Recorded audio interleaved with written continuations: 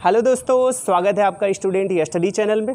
दोस्तों आज हम लोग पढ़ेंगे प्रश्नावली 4E। इसके पहले मैंने प्रश्नावली 4D पढ़ाया था, जिसमें दो पार्ट होंगे, प्रश्नावली 4E का पार्ट 1 और पार्ट 2, जिसमें पार्ट 1 में कुछ रूल थे और रूल के साथ साथ एग्जाम्पल लिखे गए थे। और जो प्रश्नावली 4E का जो सेकंड पार्ट है उसमें एक्सरसाइज कराया गया था 5वीं, 6वीं और 7वें सवाल, जो कि बोर्ड के पर्पज़ से बहुत इंपॉर्टेंट है। अब हम लोग क्या पढ़ेंगे, प्रश्नावली 4E। प्रश्नावली 4E में जैसा कि आप लोग देखते होंगे बोर्ड के पेपर में, ये सबसे इंपॉर्टेंट चैप्टर है, जिसमें कि आपको व्युत्क्रम आव्यूह ज्ञात करना है। और व्युत्क्रम आव्यूह को हम लोग प्रतिलोम आव्यूह कहते हैं, और या सहखंडज आव्यूह ज्ञात करना है। सहखंडज आव्यूह ज्ञात करने के बाद उसके बाद हम लोग प्रतिलोम आव्यूह ज्ञात करते हैं। तो पहले हम लोग सीखेंगे कि सहखंडज आव्यूह ज्ञात कैसे करते हैं। सहखंडज आव्यूह पहले हम लोग पढ़ेंगे 2x2 का, और 2x2 का आने के बाद फिर हम लोग पढ़ेंगे 3x3 का, और 3x3 का पढ़ने के बाद फिर हम लोग प्रतिलोम भी साथ में उसके साथ ज्ञात करेंगे, और पूरा चैप्टर इसी पर आधारित है। ओके दोस्तों, चलिए स्टार्ट करते हैं। पहले हम लोग ज्ञात करेंगे सहखंडज आव्यूह।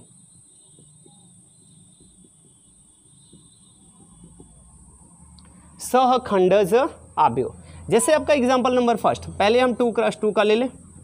जैसे आपको a बराबर दे दिया गया 3, -5, 4 और 7, ठीक, ये आपको दे दिया और कह दिया कि इसका सहखंडज आव्यूह ज्ञात करिए। तो आपने इसके पहले 4D वाले में पढ़ा था, 4D वाले चैप्टर में, जिसमें कि यह लिखा गया था कि किसी भी आव्यूह का उपसारणिक और सगुणनखंड कैसे ज्ञात करेंगे। जैसे सगुणनखंड सभी तत्वों का ज्ञात कर लेंगे तो उसका एक आव्यूह बनाएंगे, उस आव्यूह को हम B से लिखेंगे, और B से लिखने के बाद फिर इसके बाद हम लोग उसका क्या करेंगे, उसका एडजॉइंट निकाल देंगे। और जैसे एडजॉइंट सहखंडज आव्यूह को कहते हैं एडजॉइंट मैट्रिक्स, एडजॉइंट मैट्रिक्स, ठीक। और इसको शॉर्ट फॉर्म में ADJ लिखा जाता है, ADJ जिसे बोलते हैं एडजॉइंट मैट्रिक्स, ठीक। चलिए पहले हम लोग निकालेंगे 3 का सहगुणनखंड।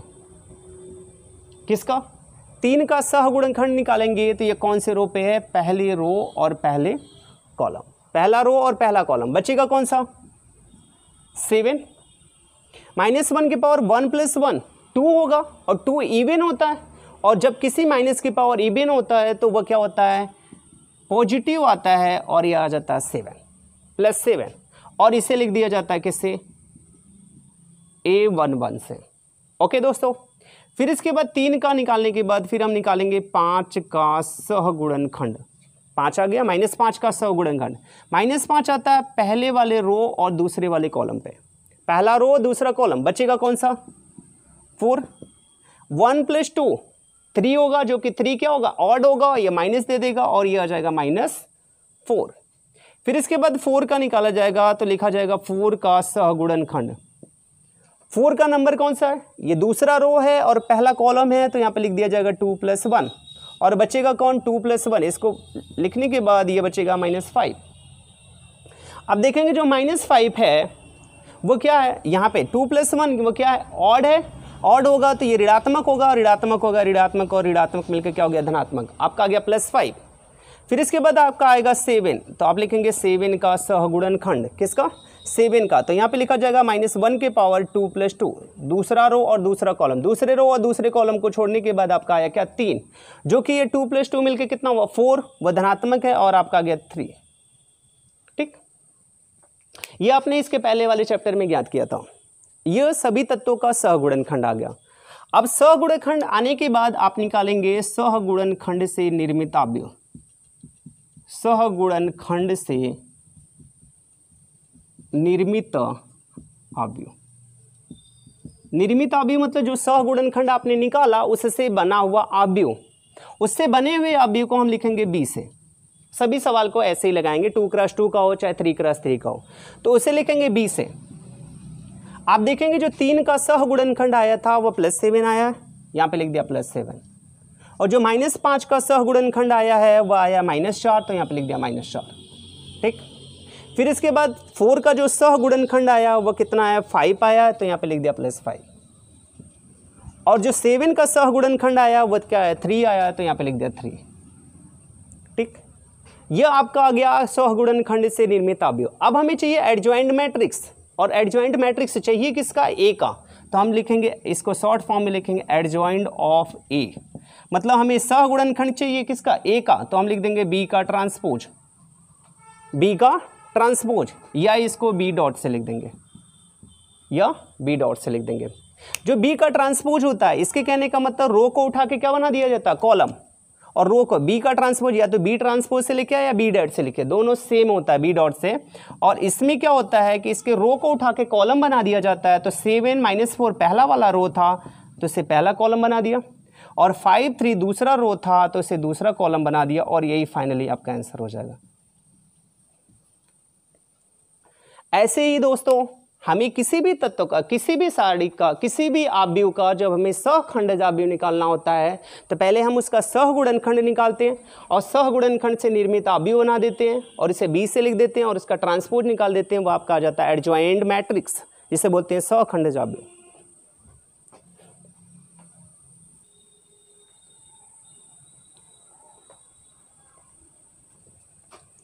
दोस्तों आप लोग देखेंगे सहखंडज अवयव है, सहखंडज अवयव हम लोग पढ़ रहे हैं, जिसमें आपका एग्जाम्पल नंबर फर्स्ट है और एग्जाम्पल नंबर सेकंड।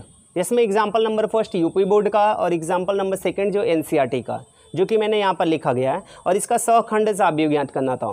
और इसके बेस पे सहखंडज अवयव पे एक्सरसाइज की पहली सवाल, दूसरी सवाल, 6वीं, 7वीं और 8वीं, इतनी सवालें आप इसी पे लगा सकते हैं जो 2x2 का है, और सहखंडज अवयव ज्ञात करना। ठीक, आपको एक एग्जाम्पल बताया था जो कि इसी पर आधारित था, और दूसरा एग्जाम्पल लगाते हैं दो यहाँ पे लिखा 2, 3, 1 और 4, और इसका निकालना था हमें सहखंडज अवयव। तो पहले हम लोग निकालेंगे 2 का सहगुणनखंड, 2 का सहगुणनखंड। जब 2 का सहगुणनखंड निकालेंगे तो लिखेंगे -1 के पावर, ये जो 2 है वह कौन से नंबर पे, पहला रो और पहला कॉलम, तो 1 + 1 लिख दिया, और बचा कौन सा 4, तो यहाँ पे लिख दिया 4। -1 के पावर 1 + 1 = 2 हो जाएगा। जब -1 के पावर 2 होगा तो वो हो जाएगा, ये इवन है, और ये किसी माइनस के पावर जब इवन होता है तो वो क्या हो जाता है, प्लस आ जाता है, और आपका आ जाता है +4। फिर इसके बाद निकाला जाएगा 3 का सहगुणनखंड निकालेंगे। जब 3 का सहगुणनखंड निकालेंगे तो यहाँ पे लिखेंगे -1 के पावर पहला रो दूसरा कॉलम, फर्स्ट रो और सेकेंड कॉलम, और बचेगा कौन 1, और 1 + 1 मिलके 2 हुआ, 1 + 2 = 3 हुआ, और -1 के पावर 3 होगा तो ये क्या होगा, ऑड होगा, और ये आ जाएगा ऋणात्मक, तो यहाँ पर हो जाएगा -1। फिर इसके बाद निकाला जाएगा 1 का सहगुणनखंड, 1 का सहगुणनखंड। तो 1 जो होगा वो दूसरा रो और दूसरा कॉलम होगा, 2 + 2, और यहाँ बचेगा क्या 2 + 1 दूसरा रो और पहला कॉलम, तो 3 होगा, 2 और 1 मिलके होगा 3, और 3 क्या होगा, ऋणात्मक, और ये आ जाएगा -3। ठीक, फिर 4 का निकालेंगे तो लिखेंगे 4 का सहगुणनखंड, -1 के पावर, ये हो गया 2 + 2 दूसरा रो और दूसरा कॉलम, दूसरे रो और दूसरे कॉलम को छोड़ने के बाद आया कितना 2, और 2 और 2 मिलके 4 हुआ, जो कि इवन है, तो ये प्लस होगा और आ जाएगा 2। इसको निकालने के बाद फिर हम निकलेंगे कि सहगुणनखंड से निर्मित अवयव, सहगुणनखंड से निर्मित अवयव। जब सहगुणनखंड से निर्मित अवयव को लिखेंगे तो इसे लिखेंगे b से, b = आपका हो जाएगा, b = ये देखिए 2 का सहगुणनखंड आया कितना है 4, फिर इसके बाद 3 का सहगुणनखंड आया कितना -1, 3 - 1, फिर 1 का आया है -3, और फिर 4 का आया 2। फिर हमें चाहिए एडजॉइंट मैट्रिक्स सहखंडज अवयव, वो भी किसका, ए का, तो हम लिखेंगे adjoint of A, short form में लिखेंगे एडजॉइंट ऑफ ए। सहखंडज अवयव, सहखंडज अवयव बराबर हम लिखेंगे बी का ट्रांसपोज, बी का ट्रांसपोज, या इसे लिखेंगे बी डॉट से, जो भी लिख दिया। बी का ट्रांसपोज मतलब इसमें करना क्या होता है, इसके रो को उठा के कॉलम बना दिया जाता है। 4 - 1 पहला रो है तो इसे पहला कॉलम बना दिया जाएगा, 4 - 1 हो जाएगा, और ये दूसरा रो रहा तो यहाँ हो जाएगा 3 - 3 और 2, दूसरे रो को दूसरा कॉलम बना दिया जाता है। ये आपका फाइनली आंसर आ जाता है। ऐसे ही दोस्तों आप लोगों को 2 एग्जाम्पल 2x2 का बताया, तो आप इस पे एग्जाम्पल की पहली सवाल दूसरी सवाल तो मैंने सॉल्व भी किया। आप पहले और एक्सरसाइज की पहली सवाल दूसरी सवाल 6वीं 7वीं और 8वीं इन सवालों को हल कर दिएगा। अब इसके बाद हम लोग डिस्कस करेंगे 3x3 कोई अगर आव्यूह दिया गया है और उसका हम सहखंडज आव्यूह कैसे ज्ञात करते हैं। ओके दोस्तों हम लोगों ने 2x2 जो आव्यूह होता है उसका सहखंड कहने का मतलब सहखंड आव्यूह निकाला था। अब हम लोग क्या करेंगे कि 3x3 आव्यूह अगर दिया होगा, अगर 3x3 कोई आव्यूह दिया होगा तो उसका सहखंड आव्यूह कैसे ज्ञात करते हैं, जिसमें आपका एग्जाम्पल नंबर 3, एग्जाम्पल 4, एक्सरसाइज की तीसरी सवाल, 4E के एक्सरसाइज की तीसरी सवाल, चौथी सवाल, 5वीं 9वीं और 10वीं, ये सभी सवालें इसी पर आधारित होंगी, 3x3 पर आधारित हैं। और हम आपको एक्सरसाइज की जो दी गई है तीसरी सवाल, एक्सरसाइज की तीसरी सवाल उसमें लिखा गया था 1 - 1 2 2 3 5 - 2 0 1, जो कि इसका सहखंडज आव्यूह निकालना था। कहने का मतलब एडजॉइंट मैट्रिक्स से निकालना था। तो रूल वही लगाएंगे 2x2 वाला, तो इसको हम लगाते हैं और बाकी सवालों को आपसे आशा करते हैं कि बाकी सवालें आप सॉल्व कर लेंगे। अब देखिए यहाँ पर a लिखा गया था, a बराबर पहला 1 था, तो पहले सभी तत्वों का सहगुणनखंड निकाल दीजिए। तो हम निकालेंगे 1 का सहगुणनखंड, 1 है, ये पहले रो और पहले कॉलम पर है। डायरेक्ट सॉल्व करते हैं, आपने हल किया होगा, ये पहले रो और पहले कॉलम पर है। बचा क्या, 3 एक कम 3 - 5, इसका इधर मल्टीप्लाई और इसका इधर। जब 3 का मल्टीप्लाई 1 के साथ होगा 3 होगा, 5 का 0 के साथ होगा तो 0। -1 के पावर 1 + 1, 1 + 1 इवन होगा, मतलब 2 हो जाएगा, इवन होगा तो ये धनात्मक हो जाएगा और आपका जाएगा +3। फिर इसके बाद निकाला जाएगा -1 का, तो हम लिखेंगे -1 का सहगुणनखंड, ये -1 है, तो यहाँ पे लिखेंगे -1 जो आता है वो पहले रो और दूसरे कॉलम पे, तो यहाँ पे लिख दिया जाएगा 1 + 2, पहला रो और दूसरा कॉलम।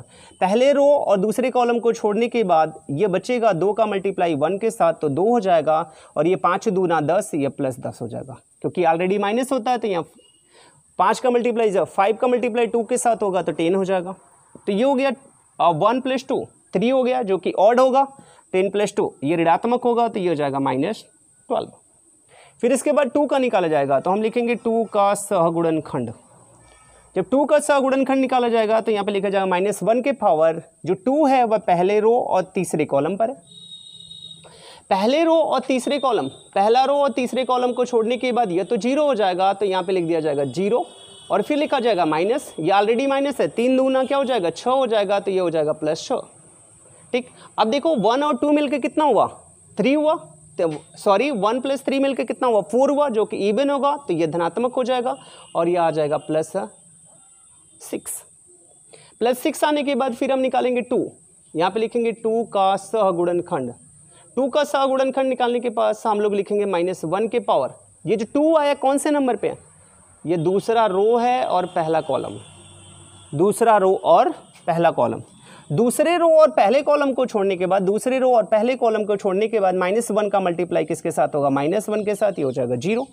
तो 2 और 1 मिलके कितना हुआ 3, जो कि ऋणात्मक होगा, ऋणात्मक और ऋणात्मक मिलके क्या होगा धनात्मक, और आपका जाएगा +1। ठीक, इसको फोकस कर देते हैं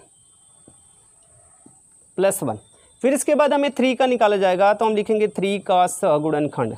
3 कौन से नंबर पे है -1 के पावर, दूसरा रो और दूसरा कॉलम। देखेंगे दूसरे रो और दूसरे कॉलम, दूसरे रो और दूसरे कॉलम को छोड़ने के बाद 1 का मल्टीप्लाई 1 के साथ हो जाएगा, तो 1 हो जाएगा, और ये होगा ऑलरेडी माइनस है, तो 2 दूना कितना हो जाएगा 4, और 4 और 1 मिलके कितना होगा 5, और ये इवन रहा तो ये हो जाएगा 5।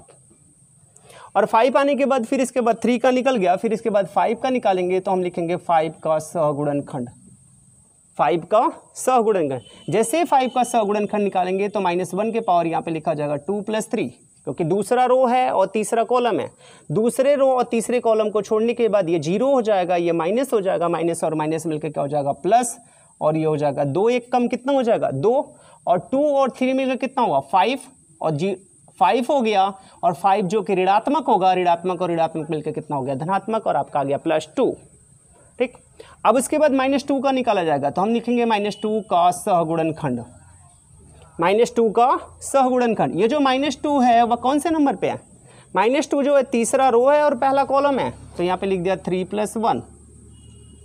तीसरा रो तीसरा रो और पहले कॉलम को छोड़ने के बाद ये माइनस होगा, -5 एक कम क्या हो जाएगा, -5 हो जाएगा। और ये 2 का मल्टीप्लाई 6 के साथ, तो 2 3 कितना होगा 6, 3 और 1 मिलके कितना हुआ 4, और जब उसके पावर इवन होता है तो वो हो जाता है धनात्मक, और आ जाता है 6 और 5 मिलके क्या हो जाता है -11।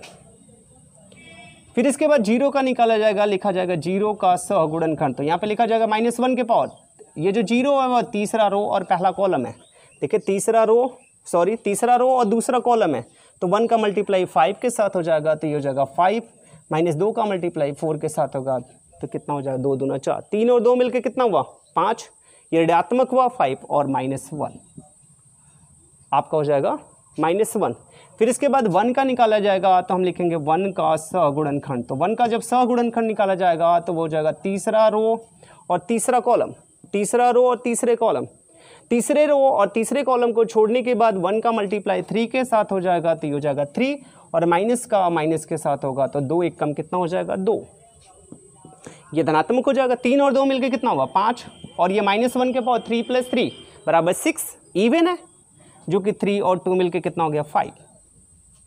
अब उसके बाद आप लिखेंगे सहगुणनखंड से निर्मित अवयव,